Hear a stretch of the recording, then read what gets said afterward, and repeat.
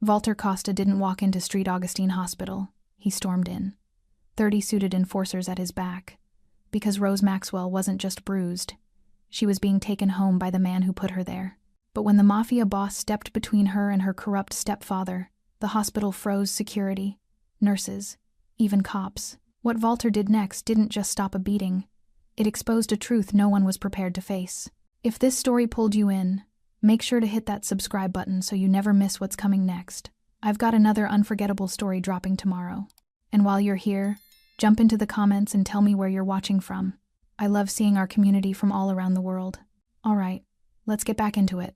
At 2:13 inches the morning, Walter Costa's encrypted phone pulsed once, just once, the alert reserved for situations where someone was dying or someone had betrayed him. He almost didn't look. Almost. But then a name flashed across the screen, sent from a number that wasn't supposed to know how to reach him. Rose Maxwell. Trauma ward. Street Augustine Hospital. Walter straightened slowly, as though a wire inside his spine had been pulled tight. The office around him, floor-to-ceiling windows. The city sprawled in glittering silence below, blurred to a distant haze. He accepted the call. A woman's whisper spilled through, trembling at the edges. "Mr. Costa? Please don't hang up. I don't know who else to call." "What happened?" Walter asked. No greeting, no tone, just a blade of a voice. "It's Rose Maxwell," the nurse said. "She was admitted 30 minutes ago. Facial fractures, bruised ribs, contusions across her arms. Her stepfather says she fell down the stairs." Walter closed his eyes. He had seen too many falls. "Is she conscious?" "Barely. And sir, he wants to take her home at sunrise. Legally, he can. Unless someone challenges custody or files protective grounds, she goes back." A muscle ticked in Walter's jaw. The whole city could collapse and he wouldn't flinch. But this name, this girl, was the one vulnerability he had never managed to cauterize. "What room?" "4B. But Detective Weaver is already talking to security. He's saying..." He ended the call. For a long breath, Walter didn't move. The digital clock on his desk flicked to 2:14. Outside, the city kept breathing, unaware that his world had just shifted off its axis. On the wall behind him hung a framed photograph, 2 younger men leaning against a rusted truck, laughing at something long forgotten. One of them was Walter, lean and sharp-eyed. The other was Ethan Maxwell, broad-shouldered, loyal to the bone, the man who once shoved Walter out of the line of fire and took a bullet meant for him. The last thing Ethan ever said, blood soaking into the asphalt beneath them, was, "If anything happens to Rose, watch over her." Walter had kept that promise the only way he knew how, silently. An anonymous scholarship here, medical bills paid, a lawyer nudged to assist her mother, all without Rose knowing, the man in the shadows who ensured she never drowned. He had convinced himself distance was protection, that she was safer never knowing the world he ruled. Now his distance had failed her. Walter picked up his phone again, this time with movement so precise it bordered on mechanical. He tapped 3 encrypted contacts. "Wake everyone," he said when the first answered. A pause, then a sharp inhale. "Everyone? Full presence. Suits only. No weapons drawn unless they draw first. Wheels up in 15. He ended before questions could form. He shrugged on a black suit jacket, collar open, tattoos curling up his throat like silent threats. The office lights dimmed behind him as he strode toward the elevator. His reflection in the stainless steel doors was a man carved from the things people feared most: precision, control, consequence. The elevator opened onto the private garage. Engines roared to life, one after another, as 30 men in dark suits stepped into formation. No one asked why. Men in the Costa Syndicate didn't need explanations. They followed weather patterns, and tonight they saw a storm.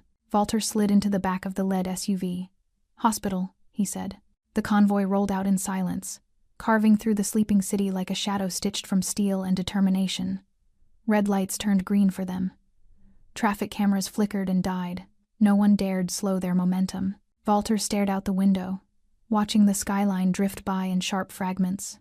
In that cold reflection, he saw Rose as she had been the last time he'd glimpsed her, 16, hopeful, unaware of the world her father had died escaping. He remembered the letter her mother wrote before she passed, thanking an anonymous benefactor for making life survivable. He remembered deleting the message before replying, telling himself it was better if Rose believed hope came from somewhere ordinary, not from a man like him. Street Augustine appeared ahead, a monolith of white light and glass. Walter's SUV glided to a stop beneath the emergency awning. The other vehicles fanned out. His men stepped out first, controlled, coordinated, a silent perimeter forming without a spoken order. Inside the hospital, fluorescent lights buzzed softly, unaware they were illuminating the beginning of a war.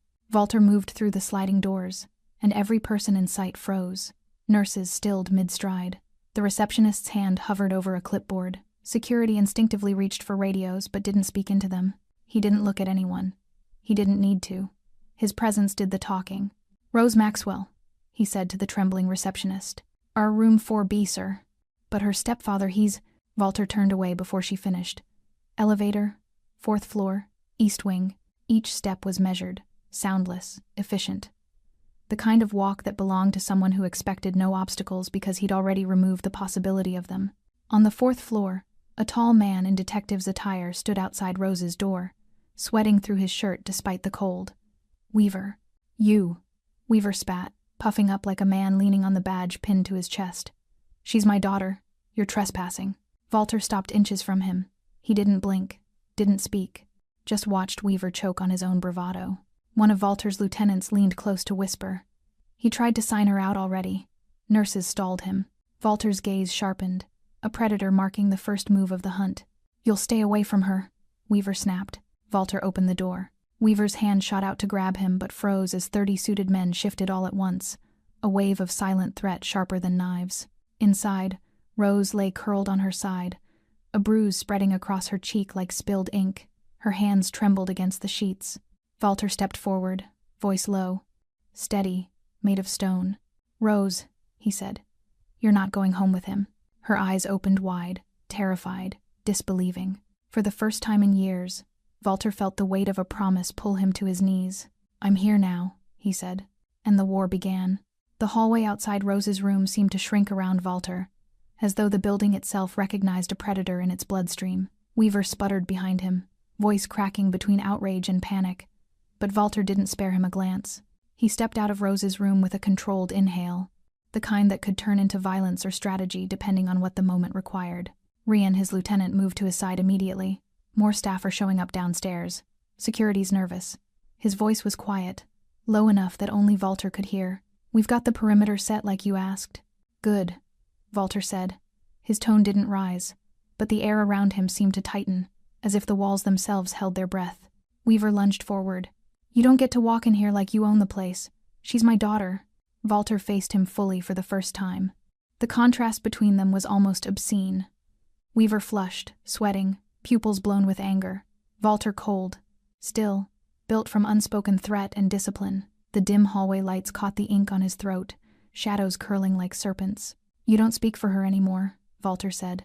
Weaver's lips curled. "You think your little parade of criminals scares me? I have the badge. I have authority. And she goes home with me in a few hours, no matter what you say." Behind Walter, 6 men in dark suits shifted not aggressively, but in that subtle, a synchronized way that communicated a single message. "Try it." A nurse rounded the corner at that exact moment, skidding to a stop when she saw the wall of suits. Her nerves were obvious, eyes wide, breath caught, but she forced herself to speak. "Mr. Costa, sir." She swallowed, smoothing her scrubs. "Rose asked for you." Again. She's awake," Weaver exploded. "She doesn't get to ask for him. She's confused and traumatized, she—" Walter lifted a hand. The gesture was small, but it shut everyone up, including the furious detective. The nurse practically melted with relief before scurrying away toward the station. Walter turned his head slightly toward Rian. "Keep him outside this hall," he murmured. Rian's expression flickered with something dark. With pleasure, 2 men flanked Weaver instantly. Not touching him, not threatening him, just existing close enough to remind him how breakable the human body was. Walter walked away, the scent of antiseptic and cold metal guiding him through the sterile labyrinth of Street Augustine. But the hospital wasn't quiet anymore. Not with 30 suited enforcers stationed like marble statues along the walls. Not with nurses whispering to each other. Not with security guards pacing like they'd stumbled into the wrong movie. When he stepped into the elevator, a young guard caught his eye, swallowed hard, and looked away. Fear was a language Walter understood better than most, not because he used it, but because he knew exactly what it did to people. Fear made some men dangerous. Fear made others honest. Walter would soon find out which kind Weaver was. The elevator doors slid open onto the main lobby.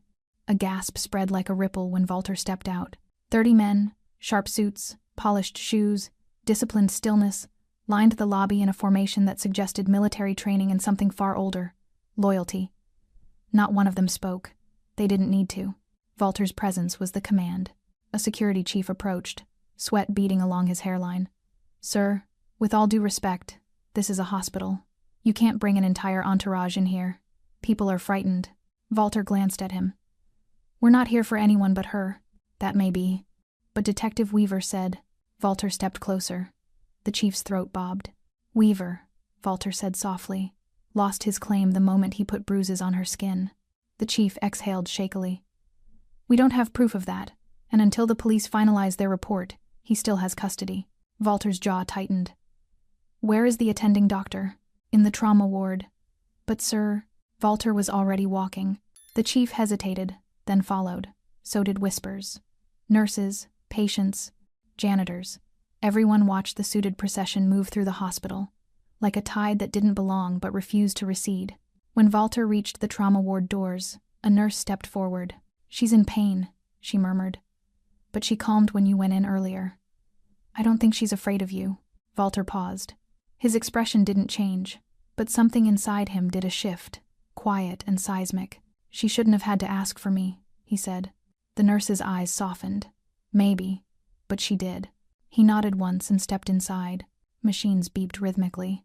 Rose lay curled on her side again, fighting sleep, fighting fear. When she saw him, her breath hitched a trembling sound that cracked in the middle. "You came back," she whispered. Walter moved closer, pulling up the chair beside her bed. "I won't leave you with him." Her fingers twitched toward him. "Not for protection, just to confirm he was real," he said. "He said no one would believe me," she choked out. "He said I owed him, that I needed him." Walter's voice was low and controlled, but the edge beneath it was lethal. "You owe him nothing." Her eyes filled. "Why are you here?" "You don't even know me." "I knew your father," he said. Something inside her broke. A sob tore out quiet, desperate, relieved. She covered her face with shaking hands. Walter didn't touch her, didn't pull her against him the way instinct demanded. Instead, he placed his hand on the railing of her bed, a silent vow. Outside the room, footsteps pounded. Rian burst in without knocking. "Boss, we have a problem," Weaver called back up. "2 officers are already downstairs asking questions." Walter stood slowly. "Keep them away from her," he said. Rian nodded. "And Weaver?" Walter's eyes darkened, the storm gathering. "If he tries to enter this room again, remind him who he's dealing with." A scream echoed down the hall, Weaver shouting orders, furious, losing control. Rose flinched. Walter reached for the door. "You're safe," he said without turning. "And I'm not leaving until he can't touch you again." Then he stepped into the hallway, the war sharpening around him. The hallway trembled with the echo of Weaver's shouting, but Walter didn't spare him a second glance. His men dealt with noise. He dealt with threats. And right now, the real danger wasn't Weaver's volume, it was Rose's silence. He closed her door behind him, shutting out the chaos. The room fell quiet again, filtered by the dim blue glow of a heart monitor. Rose lay on her side, fingers curled around the blanket, knuckles white with tension. Her eyes darted toward the door, terrified that the man outside might break through. "He's not getting in," Walter said softly. Rose inhaled shakily, but she didn't answer. Her gaze dropped to her bruised hands, trembling every few seconds like her body had learned fear too well to stop. Walter approached slowly, not wanting to startle her. He wasn't used to moving gently. He wasn't used to softening anything. But the girl in this bed demanded something different from the violence he carried in his bones. He took the chair beside her again. "Look at me, Rose." It took her a moment. Her chin lifted in tiny increments, like she was fighting a weight pressing down on her. And when she finally met his eyes, there was no anger there, just exhaustion, raw and stripped and scared. "Tell me what happened," he said. "No one ever believes me," she whispered. "I will." She shook her head, hair falling into her face. "He'll find out. He always finds out."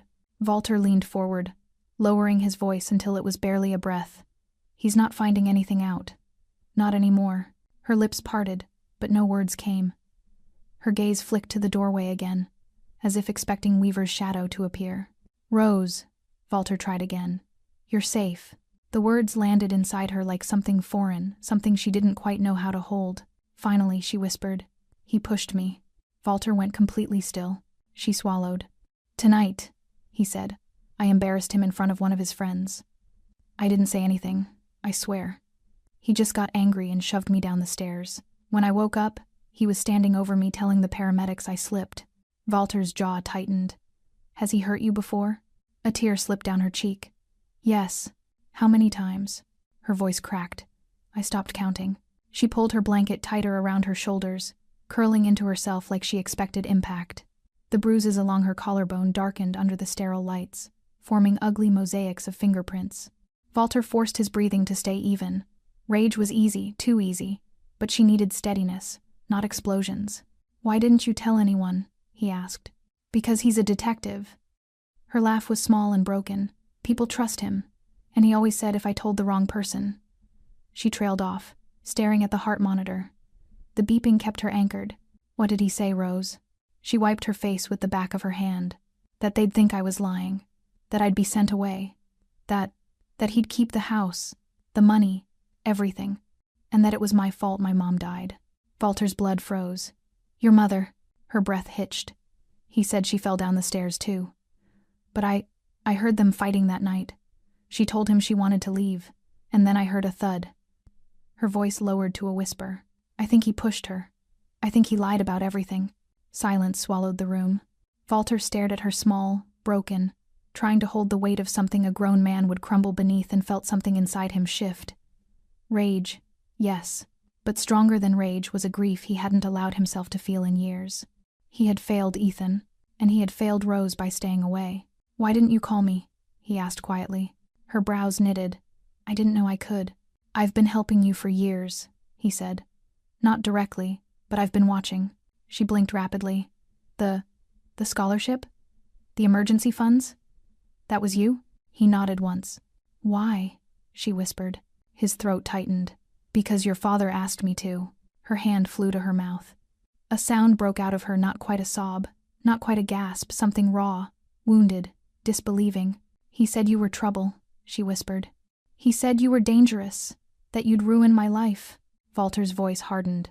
"He projected his sins onto me." Rose shook her head again, overwhelmed.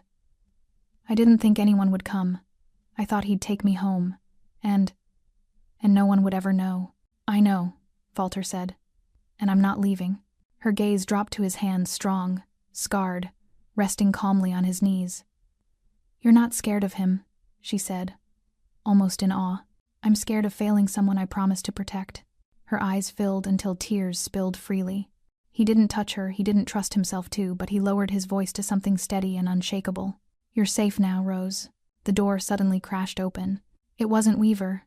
It was Mateo, breathing hard. "Boss," he said in a low, urgent tone. "Weaver's losing control. He's screaming at the nurses. Security's calling upstairs. And 2 officers are on their way. We need you outside." Rose flinched violently at the commotion. Walter stood. "Keep him out of this room," he said. Mateo nodded. "Understood." Walter turned back to Rose. She was trembling, eyes wide, tears tracking down her bruised face. "Don't leave me with him," she pleaded in a whisper so small it stabbed straight through him. Walter's expression softened just for her, just for this moment. "I won't," he said. "Not for a second." He stepped into the hallway, closing the door gently behind him. The war waited outside, but now he knew exactly what he was fighting for. The hallway outside Rose's room pulsed with rising tension, the kind that warned everyone's staff, patients, even the walls that something was about to snap. Walter stepped out just as Weaver's voice cracked through the air like a whip. "I want her discharged now. She's my daughter, and you don't get to keep her from me." A nurse flinched. A security guard took a step back. Weaver's rage filled the corridor like smoke, thick and suffocating. Mateo moved to Walter's side. "Boss, he's losing it." He tried to shove one of the nurses when she refused the release paperwork. Walter's expression didn't change, but his presence intensified the kind of cold, silent authority that could silence a room without a single command. "Where is he?" Walter asked. Mateo tilted his head. 30 feet down. He's coming this way." Walter didn't move. He stood in front of Rose's door, one hand resting lightly on the handle like a sentinel carved from stone. Footsteps thundered down the hall. Weaver appeared, red-faced, sweating, veins bulging at his temples. His badge hung crooked on his chest, as if it were struggling to distance itself from the man wearing it. When he saw Walter blocking the doorway, his fury erupted. "You!" he barked. "Move, now." Walter didn't blink, didn't shift, didn't acknowledge Weaver as anything more than a noise in his path. "This is a hospital corridor," Walter murmured. "Lower your voice." "You don't give orders here," Weaver spat. "She is my daughter, and I will take her home." Rian stepped forward, voice calm but lethal. "You're not taking her anywhere." Weaver's face twisted. "You're interfering with a lawful guardian. That's kidnapping.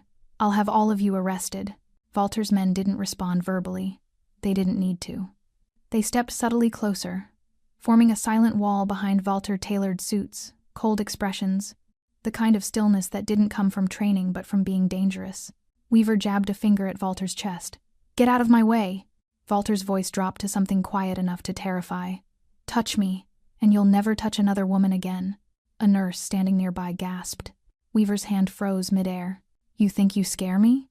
he hissed, though his voice wavered. "I'm the law. I'll bury you in charges. I'll bury your whole organization. You think anyone here is going to choose you over a decorated officer?" A security guard stepped forward hesitantly. "Detective Weaver, please calm down. You're disrupting the floor." "Weaver," Walter said, his tone flat and final. "You laid a hand on her tonight. You fractured her ribs. You bruised her face. You terrorized her. And you expect to walk into this room as if nothing happened?" Weaver's face flushed deeper, nearly purple. "She lied. She always lies. She does this for attention." The door behind Walter creaked open. Rose stood there, small, trembling, hospital gown hanging off her bruised shoulders. Her hair was mussed, eyes swollen from crying, breath shallow. "Stop," she whispered. Weaver turned sharply. "Rose, go inside. You're confused.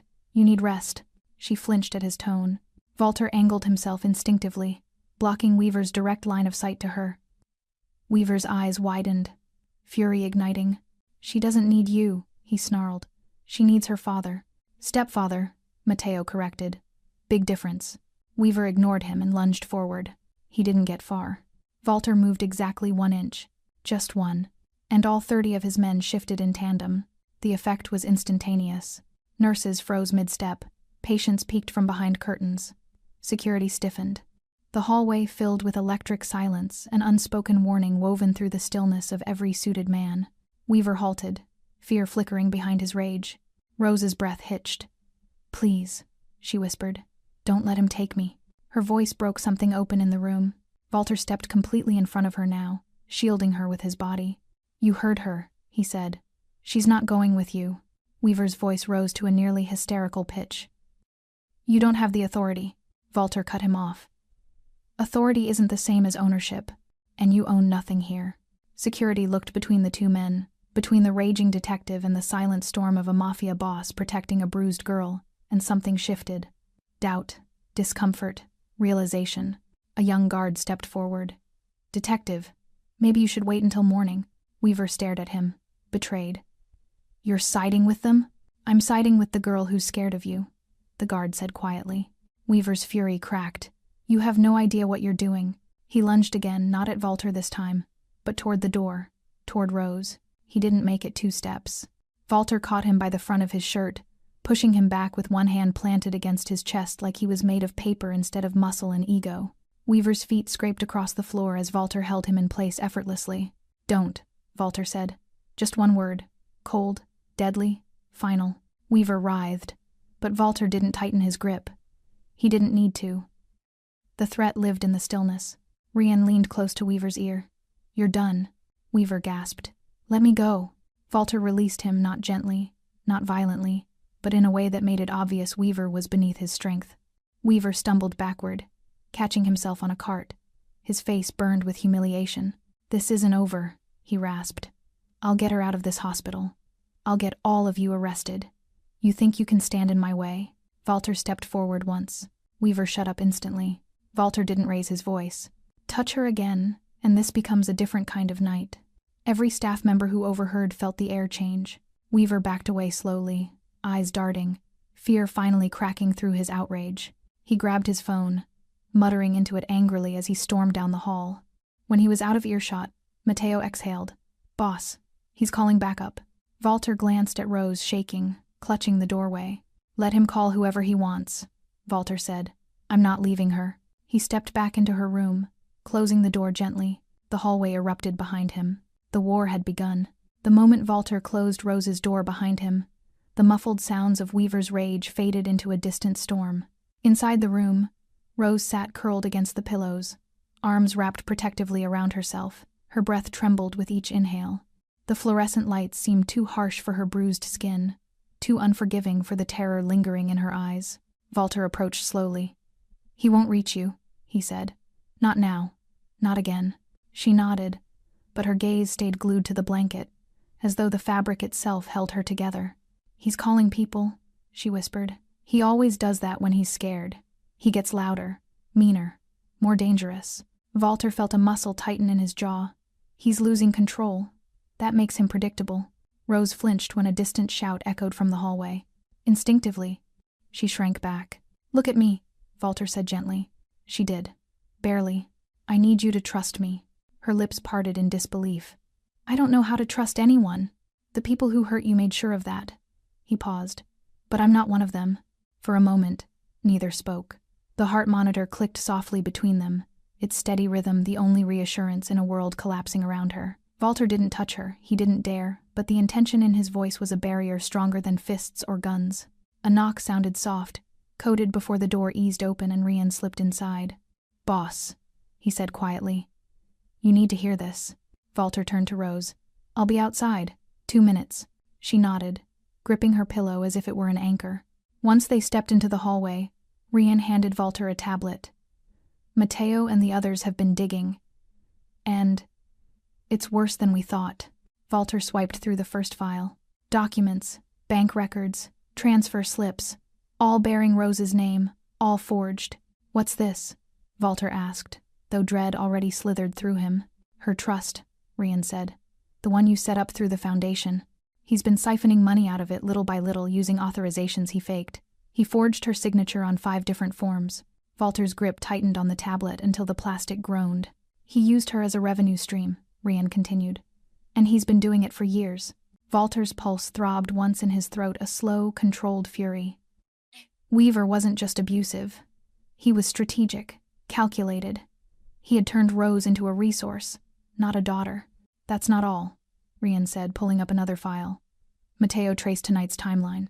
2 hours before Rose was admitted to the hospital, Weaver made a phone call. To who? Rian hesitated. To a rival crew. Walter's eyes darkened. He's been feeding them information about our people, Rian added. Times, locations, weaknesses. He's been building leverage. And Rose was part of that leverage. How? Rian exhaled. We think he wanted to pressure her into signing off her trust fully, not just the forged withdrawals. They think there's more money there than there is. He promised them a cut. Walter went quiet. Rian continued. Boss, he didn't just hurt her. He planned this. He's been isolating her on purpose, breaking her down, cutting her off from support, all to control the money and buy favor with the wrong people.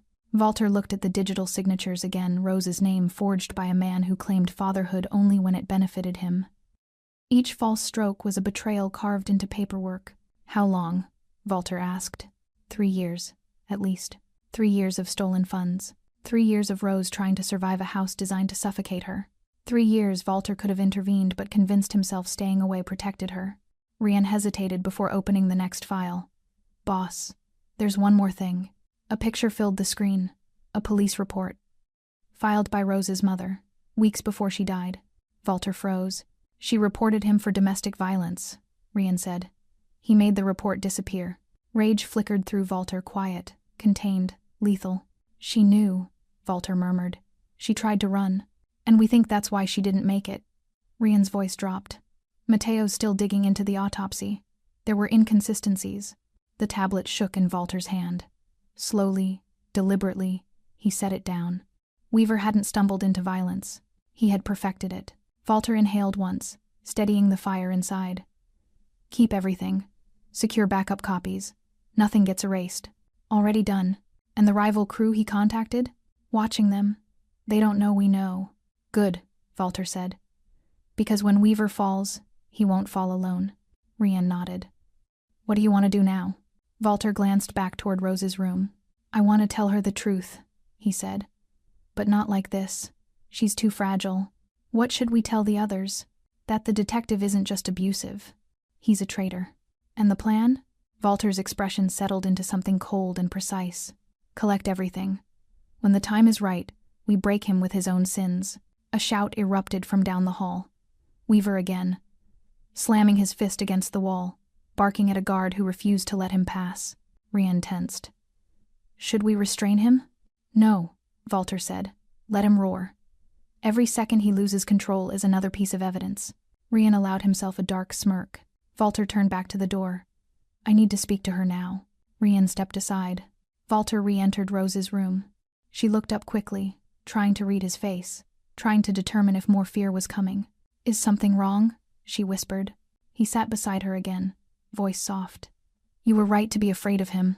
Her breath hitched. Did he hurt someone else?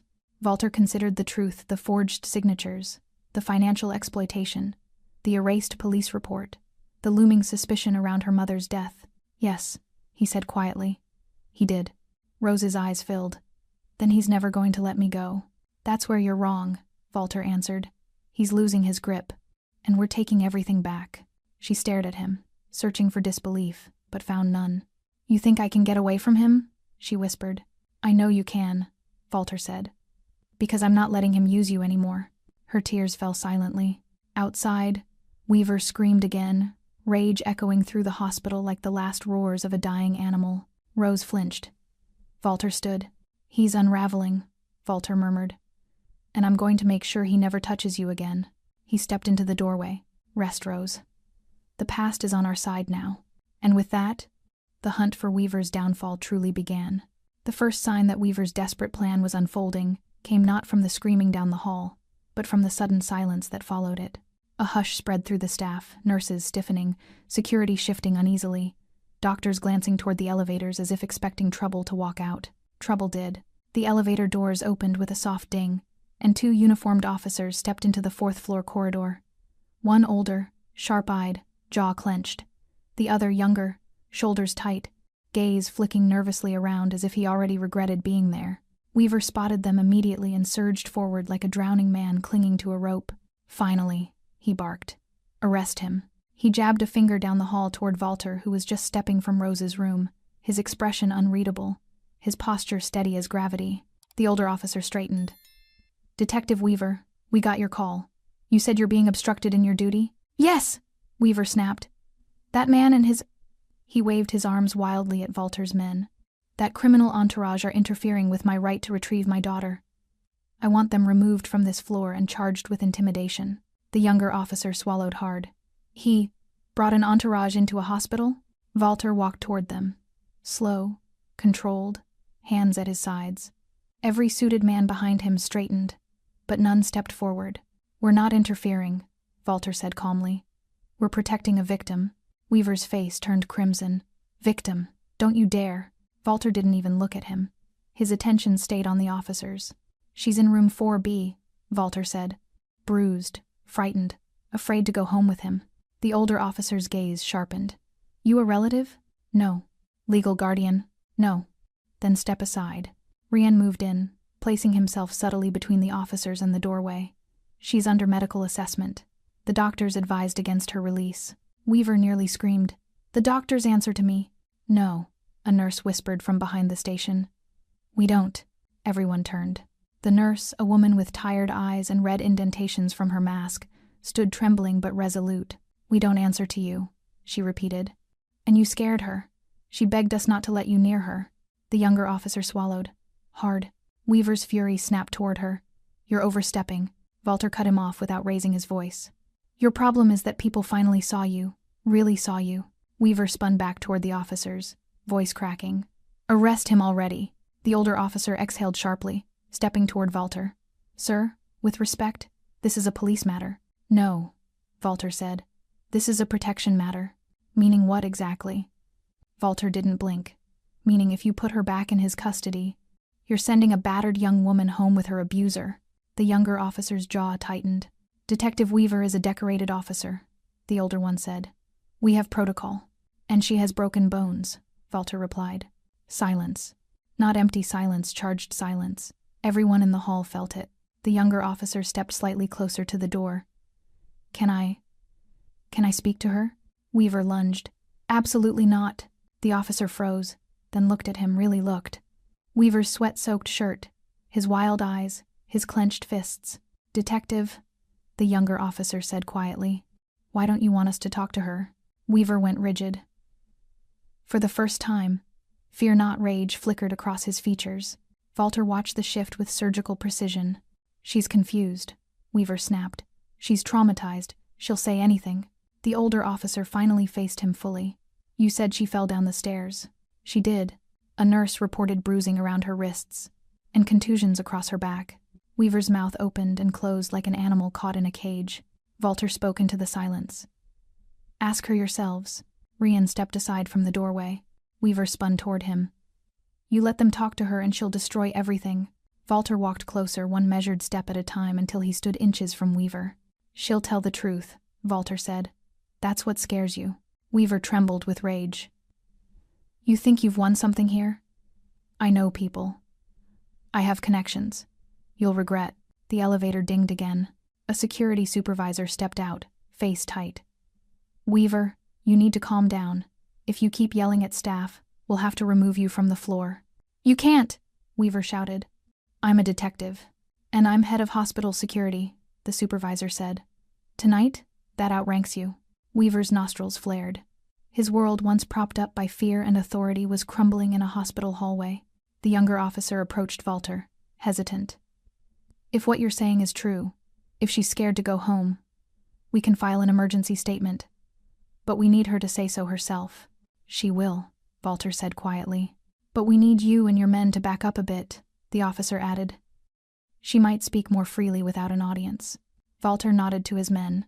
They stepped back in perfect synchronization, controlled, disciplined, respectful, in a way that felt more like power than intimidation. Weaver tried pushing past them, but Mateo blocked him with a single palm to the chest. Stay put. The officers entered Rose's room. The hallway tensed, every breath held, every heartbeat waiting. Weaver paced like a caged animal, muttering curses under his breath. She'll lie. She'll twist things. She always. Walter folded his hands behind his back. She'll finally be heard. Minutes passed. Long, excruciating minutes. Finally, the door opened. The younger officer stepped out first. His face said everything. He looked shaken. The older officer followed, eyes grim. Weaver rushed forward. Well, what did she say? The older officer stared at him, disbelief turning slowly into disgust. She's terrified of you, he said. And she has every right to be. Weaver's face drained. The younger officer added softly. She begged us not to send her home. Silence hit the hallway like a blow. Walter's jaw tightened, not in triumph, but in a dark, quiet grief. Weaver took a step back, then another. His certainty splintered. You're making a mistake, he whispered. She's manipulating you. You don't understand. The older officer shook his head. What I understand is that she's injured, scared, and consistent. And you're unstable. He turned to the supervisor. Until further notice, Detective Weaver is not to approach the patient. Weaver's mouth opened in horror. You can't. Walter stepped forward, his voice a low tide pulling the world inward. This is only the beginning, he said. And Weaver finally understood. His power was slipping. The hospital no longer belonged to him. And the truth was coming. The hallway still hummed with the aftershock of the officer's decision. Weaver stood frozen, as if someone had severed the strings that held him upright. His badge, once a shield, now looked like a fragile piece of metal clinging to a collapsing reputation. Walter watched him with a calmness that unnerved everyone around. Not serenity control, a storm held in place by will alone. Rian approached him quietly. Boss, Mateo's here. Walter didn't turn immediately. He let Weaver feel the weight of this moment, the first real consequence pressing against him. Only then did he step away from Rose's door. Bring him, Walter said. Mateo appeared from around the corner, shoulders squared, a folder tucked beneath his arm. His expression was carved from something sharp. Purpose, determination, maybe even anger rare for him. We found it, Mateo said, anchoring his voice low. Found what? Weaver snapped, lunging forward. What lies are you feeding them now? Mateo ignored him completely and handed the folder to Walter. Walter opened it. The first page alone was enough to still the air. Bank transfers, forged documents, signatures crudely imitated. Rose's trust her future bled out through falsified forms. Weaver's face blanched. Those are fake. That's doctored. Mateo flipped to the next page. Police records. Reports filed, then erased. A domestic violence complaint filed by Rose's mother weeks before she died.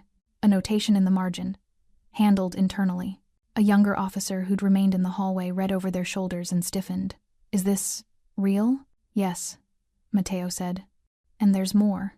He pulled out a flash drive and clicked it into a hospital laptop the security supervisor reluctantly provided. A video popped onto the screen. Grainy, shaky, Rose's voice. Stop, get off, ow, please, you're hurting me. Weaver lunged for the laptop, but 3 suited men stepped in front of him at once. That's taken out of context, he shouted. She was hysterical. Mateo played another clip. Weaver shouting, clear as day. If you tell anyone what happens in this house, I swear I'll bury you in lies. The younger officer looked sick. Detective, that's your voice. Weaver sputtered. She set me up. She edited. No editing, Mateo said. Time-stamped. Pulled off her old phone, backed up automatically. Weaver's composure disintegrated. Walter watched him crumble, piece by piece, like a building struck at every structural point. But he didn't speak. He didn't need to. Mateo wasn't finished. He opened another file. Call logs. 2 hours before Rose entered the hospital, Weaver contacted associates from a rival crew. Promised leverage. Walter's eyes lowered.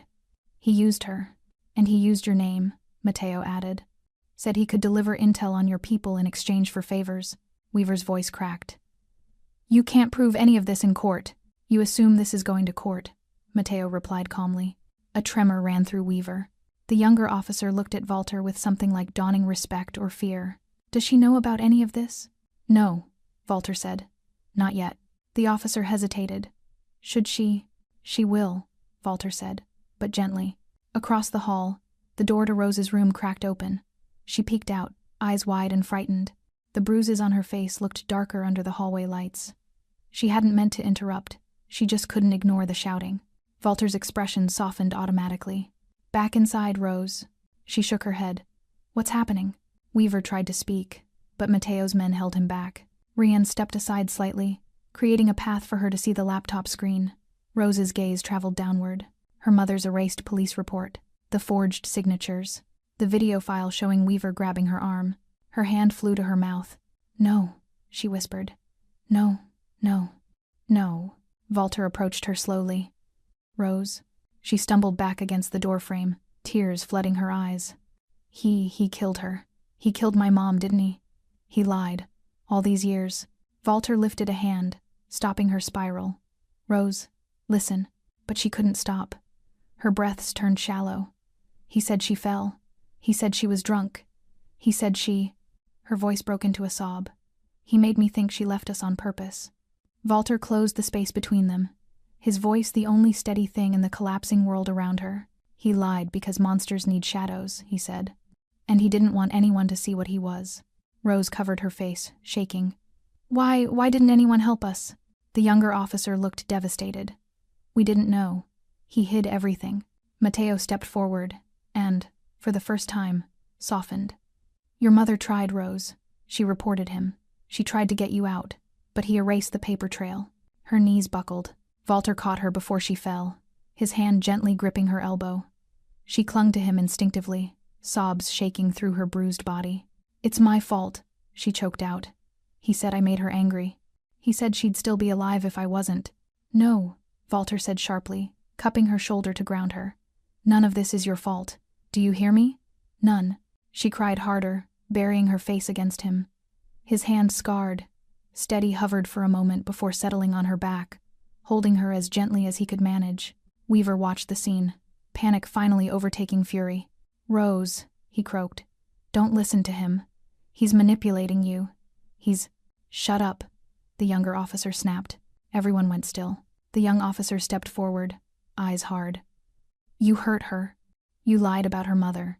You abused your badge. And you expect us to protect you? Weaver backed away until he hit the wall. Walter looked at him with cold, quiet, Victory, not triumph, but justice. You built your world on silence, Walter said. Tonight it ends. Rose clutched his jacket, trembling. Make it stop, she whispered. I will, Walter promised. Starting now. He nodded to Matteo. Matteo closed the laptop, and the truth, undeniable, documented, damning, hung heavy in the hospital air. The war Weaver thought he controlled had just shifted sides. The hallway had gone unnaturally quiet after the evidence dropped quiet in the way a battlefield gets seconds before the next explosion. Nurses whispered behind their stations. Security hovered near the elevators. Even Walter's men seemed to hold their breath as they watched Weaver crumple against the wall, pale and shaking, his world folding in on itself. Rose clung to Walter's jacket, breath shuddering in short, panicked bursts. Her tears dampened the fabric, but he didn't move, didn't push her away. His hand rested lightly on her upper back, steadying her with a gentleness none of the onlookers would have ever believed he possessed. Matteo closed the laptop, the soft click echoing like a final verdict. Weaver stared at the floor, chest heaving. I didn't. This isn't. But his words dissolved the moment they formed. Shame twisted his features, then morphed into something darker, something boiling and brittle. Walter shifted Rose slightly, easing her trembling as he whispered, You're safe now. He can't hurt you again. She nodded, though her eyes still flicked toward Weaver as if expecting him to lunge. For a few seconds, Weaver said nothing. Then, like a snapped wire, he exploded. You think this is over? He roared, surging to his feet. His voice bounced off the sterile walls, startling nurses and sending a ripple of alarm down the corridor. You think some forged files and fake videos are enough to bring me down? Matteo stepped instinctively forward, but Walter held up one hand, signaling restraint. Not yet. Weaver's gaze darted between the officers, the nurses, the security staff, wild, unhinged. His face was blotchy, sweat shining on his temple. He was a man drowning in the realization that his lies had finally run out of air. You're all idiots, Weaver spat. You think he jabbed a trembling finger at Walter, is some kind of savior? He's a criminal, a parasite. He's using her just like everyone else. Rose flinched again, shrinking behind Walter as Weaver pointed at her. Rose, Weaver barked, voice cracking. Tell them the truth. Tell them you made everything up. Tell them he manipulated you. Rian's expression darkened. Keep your voice down. No, Weaver screamed. She belongs with me. She's mine. The words struck the hallway like a slap. Rose gasped softly, gripping the back of Walter's sleeve like her life depended on it. Walter turned slowly. She was never yours, he said. Weaver's breath hitched, fury trembling through him like electricity arcing off a live wire. She was all I had left. Walter's tone remained calm, but his eyes sharpened. You had a wife who tried to leave, a daughter who tried to survive. You had chances. You chose violence. Weaver's jaw clenched so tightly a muscle twitched in his cheek. You ruined everything. You. He took a step forward. Matteo moved instantly, blocking Rose from Weaver's line of sight, standing like a pillar between her and danger. Weaver stopped short, shaking. Get out of my way.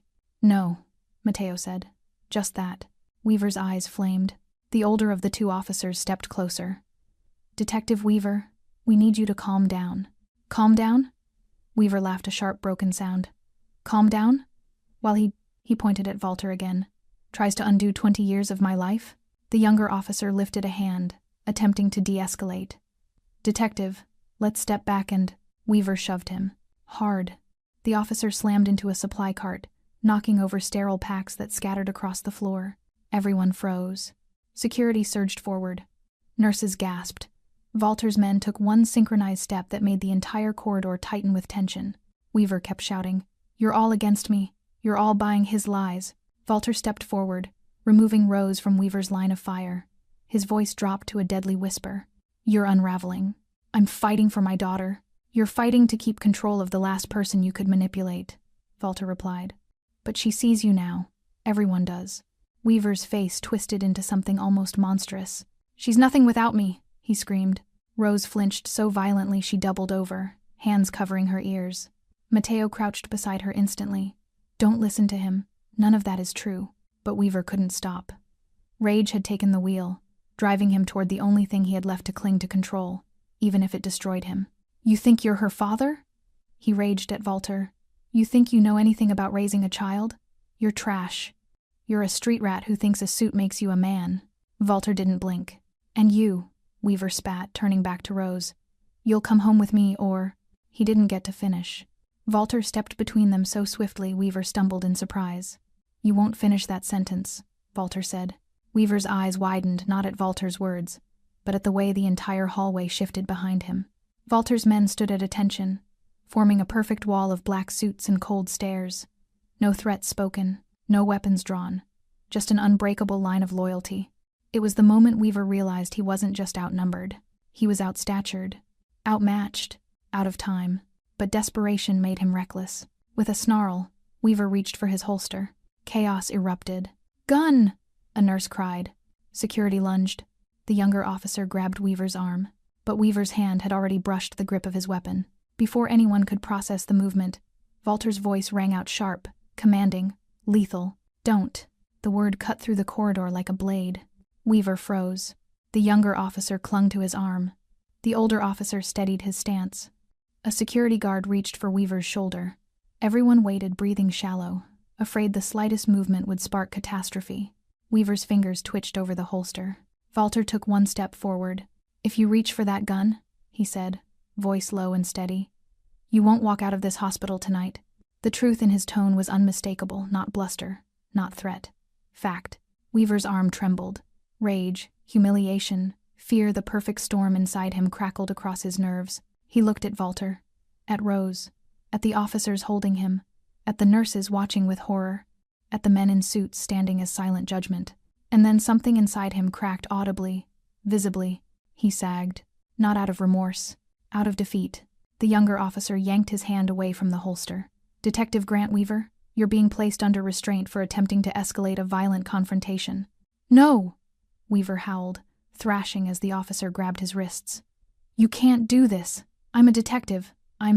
You're out of control," the officer said. "And dangerous." Mateo gently lifted Rose to her feet. She watched, trembling, as the officers forced Weaver's hands behind his back. Her bruised face crumpled not in sympathy, but in the raw shock of seeing a monster lose its power. "This isn't happening," Weaver gasped as cuffs clicked around his wrists. "It is," the younger officer said quietly. "You're making a mistake," Weaver screamed. "I protected her. I raised her. You hurt her," Rose whispered. Weaver went silent. Her voice quivered as she repeated, louder this time. "You hurt me." Walter stood just behind her, steady as a wall built for one purpose, to shield her from the man collapsing before her. Weaver's knees buckled. The officer had to catch him. His eyes glistened with something close to desperation. "Rose," he rasped. "Don't let him take you. Don't let him." Mateo stepped forward, blocking Weaver's view of her completely. "Enough," he said. The officers lifted Weaver to his feet. Security opened the elevator for them. As Weaver was dragged past, he shot Walter one final look. "You think you saved her?" he hissed. "You have no idea what you've started." Walter didn't answer. He simply placed a hand on Rose's shoulder, quiet, steady, resolute, and Weaver was gone. The elevator doors slid shut. Rose exhaled a shaky breath she'd been holding for years. Mateo spoke first. "Boss, that was only round 1. Walter nodded. "Round 2, he said, looking at Rose, "is helping her heal." For the first time, Rose didn't flinch at his words. She leaned into him, whispering, "Thank you." Walter swallowed once, hard. "You're safe," he said. This time, he believed it. The elevator doors hissed shut on Weaver, and for a moment, the entire 4th floor of Street Augustine Hospital felt like it exhaled. Nurses unclenched their hands. Security radios quieted. Even the walls seemed to loosen their tension. But Rose didn't move. She stood rooted where she was, trembling, staring at the silver seam where the elevator had closed. Her throat bobbed as she swallowed. Her hands were curled into small, rigid fists.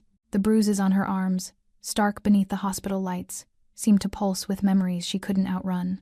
Walter moved first, not abruptly, not loudly, but with the steady certainty of a man who had walked through chaos and emerged with purpose. He approached her slowly, giving her the space to pull away if she needed. She didn't pull away. Her breath hitched, and when she finally spoke, her voice was paper-thin. "He's really gone. For now," Walter said. He didn't sugarcoat it. Lies had been Rose's prison for too long. "But he won't get near you again. Not while I'm here." Rose hugged her arms around herself. I don't know what to do now. The honesty in her voice pierced him.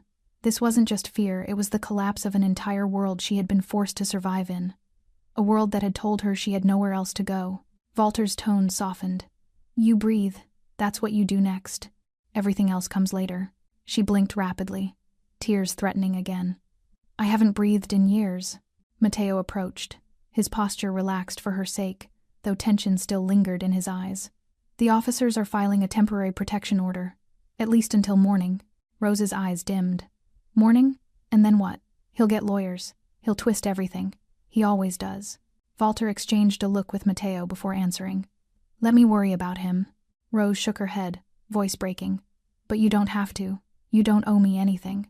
I don't even know you. Walter felt something shift in his chest, an old wound stirred by her words. You don't know me, he agreed quietly. But I know you. And I made a promise long before you were old enough to remember it. Mateo stepped back, giving them space. Rose stared at Walter, confusion and curiosity warring in her expression. Promise? To who? To your father, he said. She went still. My father? Walter nodded. He saved my life once, and with his last breath he asked me to protect what mattered to him most. Rose's knees wobbled.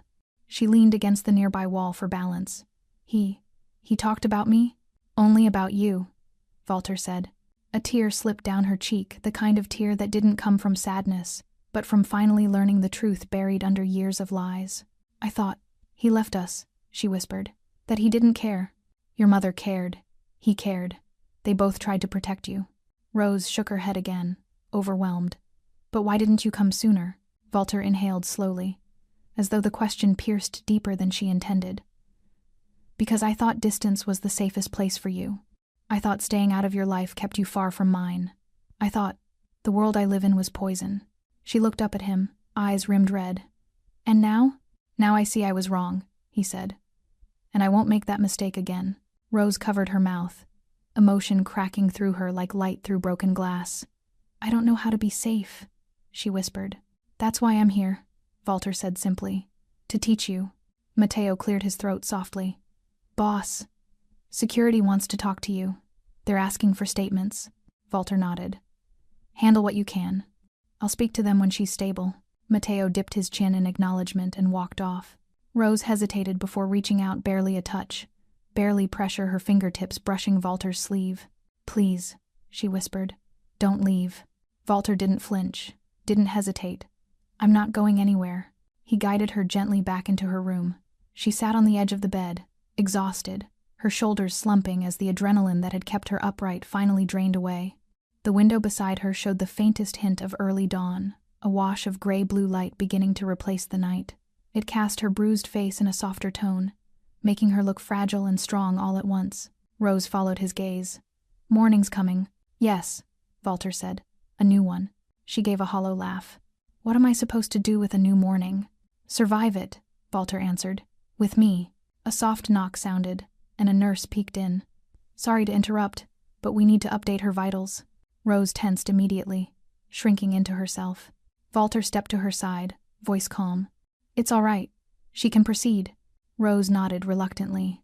As the nurse gently checked her pulse and ribs, Rose winced at every touch, but she kept her eyes on Walter as if his presence was the only thing keeping her from falling apart. Her breathing grew shaky again. It still hurts, she whispered. It will, Walter said honestly. But you won't hurt alone. A tear slid down her cheek. She wiped it quickly, embarrassed, but Walter didn't look away.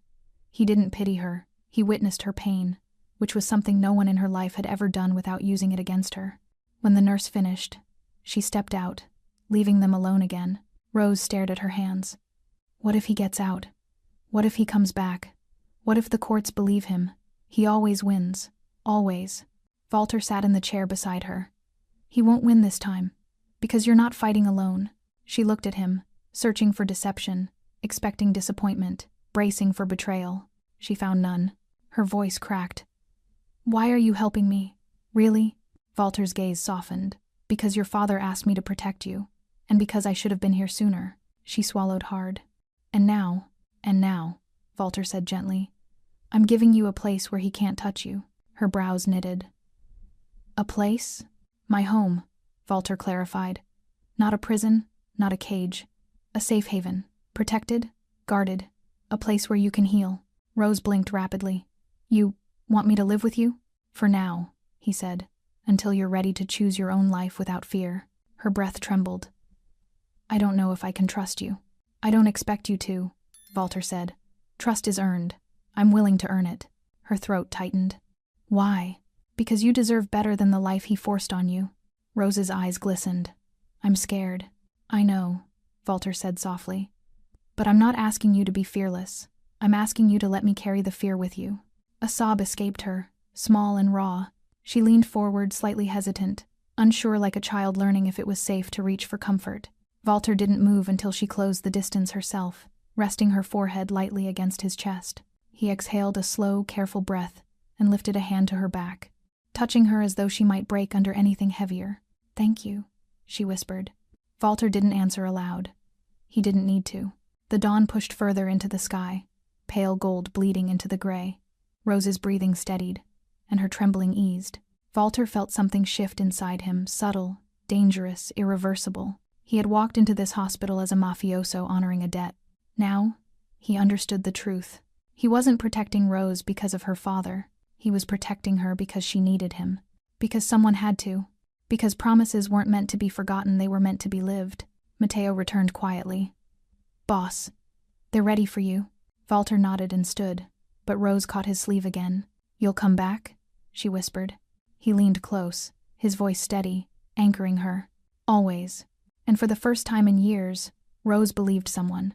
Morning broke gently over Street Augustine Hospital, soft gold swelled through the windows, warming the cold white walls that had witnessed screams, truths, and a man's downfall just hours before. The night's chaos left behind a fragile stillness, like petals floating after a storm. Inside Rose Maxwell's room, the quiet was delicate but not empty. Rose slept curled under her blankets, her breathing finally deeper than a frightened gasp. For the first time in years, sleep had found her instead of fear, dragging her into darkness. Walter stood by the window. He hadn't left. Not when the officers asked for statements. Not when Mateo warned him that the rival crew Weaver had been dealing with might retaliate. Not when Rian suggested he take a moment to rest. Walter Costa did not rest when the person he'd sworn to protect was within reach of harm. He kept his eyes on the sunrise, arms folded, back straight, expression unreadable. But his mind was far from the dawn. He was thinking of Ethan Maxwell, of a man dying on a cold street, blood leaking between his fingers, whispering, "Watch over her." Walter had honored the words, but not the spirit. He'd given money, distance, anonymous protection, but he had not given presence. Now, looking at the sleeping girl who had survived years of terror without knowing anyone would ever come for her, Walter felt the sharp ache of regret, quiet, relentless. A soft knock interrupted his thoughts. Rian stepped inside, closing the door gently behind him. "Boss," he murmured. "They've taken Weaver downtown. He's in holding for now." "For now," Walter echoed. Rian nodded. "Charges are stacking. The officers recorded everything. The nurses submitted statements, and Mateo gave the hospital a copy of the evidence. It's over for him." Walter didn't look away from the sunrise. Men like him don't accept endings. They claw until their nails crack. "His claws are gone," Rian said. "The badge was his shield. It won't save him now." Walter exhaled slowly. "What about the rival crew?" "Watching movements," Rian answered. "We doubled security around your penthouse and the safe houses. Mateo has scouts out near the East District. Nothing yet." "It will come," Walter murmured. Rian hesitated. "Are you sure taking Rose into our territory is safe? If they retaliate, leaving her unprotected is more dangerous," Walter said, tone firmer now. "She has nowhere else to go." Rian glanced at her sleeping form. "She trusts you. She doesn't know me yet," Walter corrected. "She trusts safety. And right now I represent that." Rian nodded. "The car is ready whenever you are." Walter didn't respond. His gaze drifted again to Rose, small, fragile, bruised, but no longer alone. Rian softened. "Boss, you did the right thing." Walter almost smiled, but it didn't reach his lips. "The right thing rarely comes without a cost." Rian left quietly. The room fell silent again. A minute passed, then another, and then Rose stirred. Her hand curled against the blanket, her face tensed with the beginnings of fear, instinctive, conditioned, automatic. But when her eyes opened, they landed not on Weaver's towering shadow or a door flung open in rage. They landed on Walter Costa. Her breath steadied as recognition settled in. "You stayed," she whispered. "I said I would," Walter replied. She pushed herself slowly upright, wincing as her bruised ribs protested. Walter stepped closer, offering a hand, not touching her, just giving her the option. She accepted it, her fingers trembling against his palm. "Are they taking him away forever?" she asked, voice small. "For a very long time," Walter said. "And even when the law is finished with him, I'm not." Rose nodded, eyes clouding with worry. "Will you get in trouble? Because of me?" "No," Walter said simply. "Everything happening to him, he earned. You didn't cause any of it." She looked down at her lap. "It feels like I did." "That's because he taught you to think pain was your responsibility," Walter said. "He was wrong." Her throat tightened, tears building again. "I don't know how to be anything except afraid." "Fear keeps you alive," Walter said softly. "But it doesn't have to decide your life anymore." Rose looked up at him, searching his expression for cracks, for deception, for disappointment. She found none. "So, what happens now?" she asked. "Now," Walter said, "you come with me." Her breath caught. "To your home?" "To safety," he clarified. "To a place with guards, security, and people who answer to me. Not because you're a prisoner, because you're under my protection."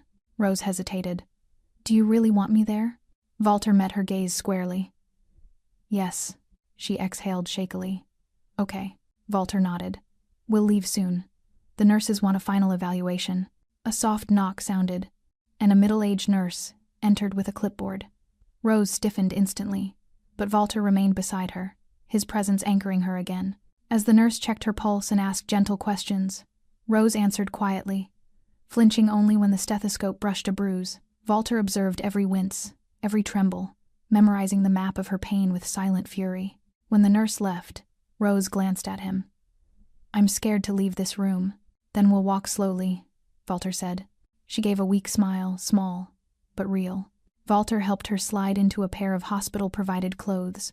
The loose shirt hung awkwardly over her bruised ribs, and her knees wobbled when she stood. He steadied her with a hand at her elbow. "Ready?" he asked. She nodded. They walked out into the hallway. Every nurse, every guard, every staff member stopped what they were doing. Not out of fear of Walter, but for Rose. They watched her slowly step into a world she no longer had to face alone. At the elevator, Mateo and Rian stood waiting. "Cars out front," Mateo said. "Clear route." Rose shrank slightly behind Walter. The idea of stepping into the open again, exposed, vulnerable, made her breathing hitch. Walter sensed it. "You walk beside me," he said quietly. "No one touches you." She nodded, gripping his sleeve. The elevator descended, and when the doors opened to the lobby, the morning light greeted them soft, warm, almost gentle. Walter's men stood outside in two lines, forming a protective corridor leading to the waiting SUV. It wasn't a show of power. It was a promise. As Rose stepped between them, she felt something she hadn't felt in years. Safe. The SUV door opened. She paused before getting in. "You're home. Is it dangerous?" Walter answered honestly. "It's only dangerous to people who intend to hurt you." Rose bit her lip. "And what if someone comes after you because of me?" His eyes softened. "Then let them come." She didn't understand the depth of that promise yet, but she would. She climbed into the car. Walter took the seat beside her. Mateo and Rian sat up front. As the SUV pulled away from the hospital, Rose watched Street Augustine shrink in the rearview mirror. For years, that building had represented either suffering or silence. Now it represented escape. "Is your home far?" she asked. 20 minutes, Walter said. Rose hesitated. "Will there be a lot of people?" "Only my most trusted," he replied. "They'll treat you with respect." She nodded, but her fingers trembled in her lap. Walter reached over and lightly placed his hand on hers, not gripping, not guiding, just offering. She didn't pull away. "I don't know how to live a normal life," she whispered. "I don't know how to be free." "You'll learn," Walter said. "I'll teach you." Her eyes filled. "Why? Why help someone like me?" Walter looked at her fully, openly. "Because for too long, no one helped you," he said. "And because you deserve a future not shaped by fear." A tear rolled down her cheek. She brushed it away but nodded slowly. The SUV turned onto a gated road lined with tall trees and stone walls. Beyond the iron gates stood a sprawling estate, modern, secure, imposing. Rose swallowed. "That's where you live?" "Yes. And I can stay there? For as long as you need." She stared at the estate, awe mixing with disbelief. "This feels unreal." "What feels real is that you're safe now," Walter murmured. The SUV rolled through the gates. Inside the estate, guards stood at attention, watching respectfully as the car approached the entrance. When Walter stepped out, they nodded. When Rose stepped out, they lowered their eyes, not in disdain, but in silent reassurance. Walter offered her his hand again. She took it. Inside the foyer, the polished floors gleamed, and warm light filled the space. It felt nothing like the house she had escaped, nothing like Weaver's domain of lies and control. Walter led her down a hallway to a quiet bedroom. Soft colors, clean sheets, a window overlooking the gardens. "This is yours," he said. Rose stepped inside slowly, as though afraid the room might disappear if she breathed too hard. She touched the edge of the bed, then the curtain, grounding herself in the gentleness of it all. Turning back to him, she whispered, "Thank you." Walter exhaled a quiet release of something heavy. "Rest, Rose. No one touches you again." She nodded, tears glistening. Walter stood in the doorway for a moment longer, watching her take in the room, the safety, the promise of something new. Then he turned away, walking down the hall toward the dawn spreading across his estate. He had kept his promise, but protection, he realized, was not the end. It was the beginning. Thanks for staying with this story right till the final moment. You're the reason these stories come alive. If you're ready for another powerful journey, just tap the next video on your screen. And before you go, leave a quick comment and rate this story from 1 to 10. I'm excited to see your thoughts and connect with you down there.